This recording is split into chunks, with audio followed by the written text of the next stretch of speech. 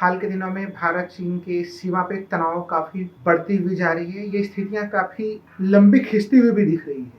इन स्थितियों की अगर हम लोग तुलना करें तो ये स्थितियाँ कहीं न कहीं 1999 में की स्थितियों की तरफ जा रही है, जब कारगिल युद्ध चल रहा था और उस समय हमारी सेना जब कारगिल युद्ध पे व्यस्त थी, तो चीन ने उस मौके का लाभ उठाया था और वो हमारे क्षेत्र के अंदर प्रवेश कर गया था। ताज़ा जो चीन का घुसपैठ है, चीन के घुसपैठ को हम लोग भारत के लद्दाख क्षेत्र में देख सकते हैं और कुछ चीनी झड़प जो है वो सिक्किम के नाकुला दर्रे में भी हम लोगों ने देखा था। तो पहली घटनाक्रम एक तरह से 5 और 6 मई के आसपास लद्दाख के क्षेत्र में पेंगोंग लेक काफ़ी प्रसिद्ध है। थ्री इडियट फिल्म ने इस पेंगोंग लेक को पूरी दुनिया में प्रसिद्ध बना दिया था। उसका एक बड़ा सा हिस्सा 90 किलोमीटर का हिस्सा वो चीन के क्षेत्र में आता है, 45 किलोमीटर का हिस्सा वो भारतीय क्षेत्र में आता है। वह झील का जो पूरा क्षेत्र है वहाँ पे काफ़ी ज़्यादा टेंशन की स्थिति बनी हुई है। इसके अलावा गालवन घाटी वहाँ पे भी बना हुआ है। तो अभी कम से कम पूरे क्षेत्र में 4 ऐसे जगह हैं जहाँ पे कि चीनी सैनिक लगभग 3 किलोमीटर भीतर प्रवेश कर गए हैं और वहाँ पे उन्होंने काफ़ी ज़्यादा असलहा, गोला बारूद और तमाम तरह की चीज़ें उन्होंने रखी हुई हैं। इसी जगह पे स्थानीय स्तर पे वार्ता भी हो रही है, लेकिन आप प्रश्न पूछेंगे कि उन वार्ता का कोई परिणाम क्यों नहीं निकल रहा है। तो इसको हम लोग चीन की भाषा में समझें तो उसको कहते हैं ping pong diplomacy. Ping pong diplomacy का अर्थ ये होता है कि कुछ मुद्दे पे चीनी अधिकारी सहमत होते हैं, फिर कुछ असहमति वाले बिंदु और डाल देते हैं और अंततः वार्ता का कुछ परिणाम निकलता है, अधिकांश का परिणाम नहीं निकलता है और वार्ता अधूरी लटक जाती है। ये स्थितियां चल रही है। हालांकि कल हम लोगों ने देखा कि दिल्ली में माननीय प्रधानमंत्री स्वयं जो है इसके लिए बैठक कर रहे थे। चीन का जो प्रमुख अखबार है ग्लोबल टाइम्स, उसने भी अब धमकियां बढ़ा दी हैं। चीनी राष्ट्रपति शी जिनपिंग के हवाले से ग्लोबल टाइम्स लिख रहा है कि वो अपने संप्रभुता की रक्षा के लिए अपने सैनिक शक्तियों को और ज्यादा मजबूती से भारत के सामने में खड़ा कर सकता है। तो एक तरह से भारत चीन के बीच तनाव के बिंदु पर्याप्त रूप से मौजूद हैं। हम लोग अब समझते हैं कि कहाँ पे क्या स्थितियां बन रही हैं। इसके लिए सबसे पहले हम लोग को समझना पड़ेगा लद्दाख का स्प्रिंग क्षेत्र, जो कि इस समय इस पूरे मामले का मुख्य रूप से कुरुक्षेत्र बना हुआ है। जो पेंगोंग लेक है उसका उत्तरी किनारा, पेंगोंग लेक का उत्तरी किनारा, उसके कुछ हिस्से में अलग अलग भाग जो है कि वो उभरे हुए हैं। उन उभरे हुए हिस्सों को सैन्य दृष्टि से, सैन्य भाषा में उसको फिंगर एरिया कहा जाता है। अब दर्शकों को समझना होगा कि फिंगर एरिया में किस फिंगर एरिया तक भारत की पकड़ है और कहाँ तक चीन की पकड़ है। फिंगर एरिया में हम लोग जो दावा करते हैं, फिंगर एरिया 8 तक भारत अपना क्षेत्र मानता है कि फिंगर एरिया 8 तक भारत का क्षेत्र है।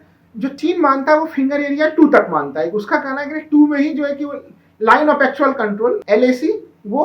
अब इस पूरे विवाद को थोड़ा और समझें कि वास्तविक स्थिति क्या है। दावा तो कोई कुछ भी कर रहा है, लेकिन जो वास्तविक स्थिति ये है कि इस समय भारत एक तरह से फिंगर 4 तक पूरी पकड़ रखता है। तो भारत का पकड़ फिंगर 4 तक है। फिंगर 3 में हमारा जो है कि वहाँ पे डिफेंस का पूरा इंतजाम है फिंगर 3 के पॉइंट पे। इसी तरह से फिंगर 8 के पॉइंट तक डिफेंस का पूरा इंतजाम बना के चीन ने रखा हुआ है। फिर मैं 1999 के घटनाक्रम की तरफ वापस ले जाऊंगा। यहीं से कुछ किलोमीटर की दूरी पे जब कारगिल की लड़ाई चल रही थी, कारगिल का क्षेत्र भी लद्दाख के क्षेत्र में ही है, वहां पे जब भारतीय सेना की उपस्थिति बढ़ी तो यहाँ से भी सैनिकों को जब कारगिल के क्षेत्र में ले जाया गया तो ये क्षेत्र जैसे ही खाली हुआ, चीन ने फिंगर 4 एरिया तक सड़क बना दी। तो एक तरह से ये फिंगर 4 तक सड़क बनाने का काम उस तरह से उस समय चीन ने चुपके से कर दिया। इन्हीं सब क्षेत्र में पूरी की पूरी तनाव की स्थितियां बनी हुई है। अब प्रश्न ये उठता है, जैसे एक इसके साथ साथ जो चर्चा आती है गालवन के मामले को लेके, एक तरह से वो भी क्षेत्र कहाँ पे है, तो चीन के अक्साई चीन प्लस भारत के लद्दाख के बीच का वो प्रमुख क्षेत्र है। इन सभी क्षेत्रों का रणनीतिक दृष्टि से बहुत ज्यादा महत्व है। चीन इस समय अंतर्राष्ट्रीय स्तर पर कई तरह के मामलों को लेकर दबाव में है। हाल ही में WHO के सबसे शीर्षस्थ जो निकाय है वहां पे भारत सहित दुनिया के 100 से ज्यादा देशों ने एक प्रस्ताव जो है कि उसमें रखा है और उस प्रस्ताव में चीन से कहा गया है कि वह कोरोना मामले की जांच करे कि आखिर कोरोना वायरस की उत्पत्ति कैसे हुई। शी जिनपिंग ने पहली बार उस सभा स्थल पे लोगों को आश्वासन दिया, विश्व समुदाय को, कि जब वो कोरोना से निपट लेगा तो वैसे में उसके बाद कोरोना से संबंधित मामलों की जांच करेगा जिससे वो अब तक बच रहा था। तो चीन के ऊपर अनेक तरह के दबाव पड़ रहे हैं। इसी बीच में चीन ने दक्षिण चीन सागर और भारतीय सीमा के ऊपर सैनिकों की उपस्थिति को काफी मजबूत रूप से आगे बढ़ा दी है। अब प्रश्न क्या उठता है, अब प्रश्न इस पूरे मामले के बाद ये उठता है कि इसका ये कहाँ ये मामला जाएगा, कहाँ ये स्थितियां जाएंगी, क्या होगा इसका पूरा परिणाम। इस पूरे मामले में जैसा हम लोग जानते हैं कि चीन का विस्तारवादी और आक्रामक रवैया रहा है, वो पूरे दुनिया पे दबाव बनाना चाहता है और साथ ही साथ हम लोगों को ये भी समझना पड़ेगा कि सामान्य रूप से जो लद्दाख के क्षेत्र हैं, आप अगर उसको जाके देखेंगे तो निर्जन क्षेत्र सा दिखता है बहुत ज्यादा। जो भारत का सबसे बड़ा लोकसभा सीट है वो लद्दाख के क्षेत्रफल की दृष्टि से, क्योंकि जनसंख्या का घनत्व काफी ज्यादा कम है वहां पे। ऐसे समय में सबसे बड़ा सवाल उठता है कि वो जो क्षेत्र हमें निर्जन दिखता है उसका क्या कोई अन्य महत्व है। एक तो उसका सामरिक महत्व काफी ज्यादा है। इन क्षेत्रों पे जैसे ही चीन अपना पकड़ मजबूत करेगा, तो अगर यहाँ पे उसकी उपस्थिति मजबूत हो जाएगी तो फिर आगे वो और भारत के ऊपर और डोमिनेटिंग नेचर काफी ज्यादा और मजबूत दिखेगा, उसका काफी ज्यादा प्रभुत्व का व्यवहार दिखेगा उसका। इसलिए भारत के लिए आवश्यक है, चीन ने बिल्कुल साजो सामान के साथ जो उपस्थिति दर्ज कराई है, भारत ने इसके एवज में जो उत्तर में जो भारतीय प्रतिक्रिया है वो दर्पण तैनाती की है। दर्पण तैनाती का मतलब ये कि चीन जिस तरह से अपने उधर भारी सैनिकों का जमवाड़ा लगा रहा है, जिस रूप में सैनिकों की तैनाती कर रहा है, भारत भी अपने तरफ से अपने यहाँ पे उसी रूप में अपने तैनाती को बढ़ा रहा है। तो ये क्षेत्र एक तो सामरिक दृष्टि से है महत्वपूर्ण, लेकिन दूसरी जो इसकी सबसे महत्वपूर्ण स्थिति है वह है ये यूरेनियम का काफी भंडार है। यहाँ पे अन्य प्राकृतिक चीजें काफी भारी मात्रा में मौजूद हैं। चीन की नजरें इसके तरफ भी टिकी हुई हैं।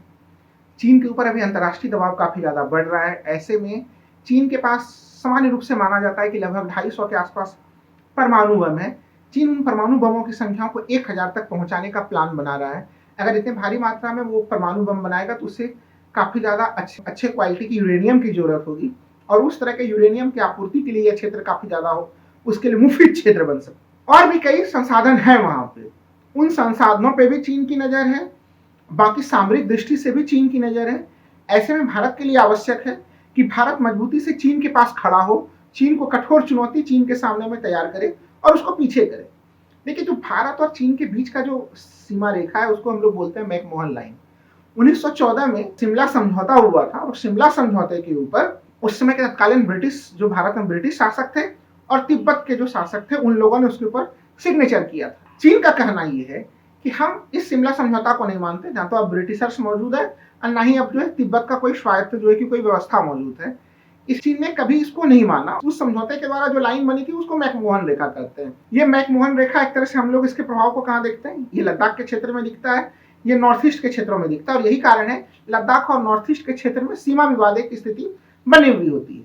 भारत के लिए आवश्यक है कि वो चीन पे यथोचित अंतर्राष्ट्रीय दबाव डाले। चीन का सीमा विवाद केवल भारत के साथ ही नहीं था, चीन ने दुनिया के कई बड़े देशों के साथ अपने सीमा विवाद को सुलझाया भी है। इस मामले में उदाहरण देना चाहूंगा रूस का। रूस और चीन के सीमा विवाद काफी तगड़े थे। 1960 के दशक में गोला बारूद भी चल गए थे दोनों के बीच में, लेकिन जब रूस शक्ति के रूप में उभरा तो धीरे धीरे चीन ने रूस के साथ सारे सीमा विवाद को सुलझा लिया। अगर भारत काफी मजबूती से खड़ा होकर चीन से बात करेगा, आंखों में आंख डालकर, और आप अपनी शक्ति को मजबूत करेंगे, तो चीन को बाध्य होना पड़ेगा कि वो भारत के साथ भी सीमा विवाद को सुलझाए।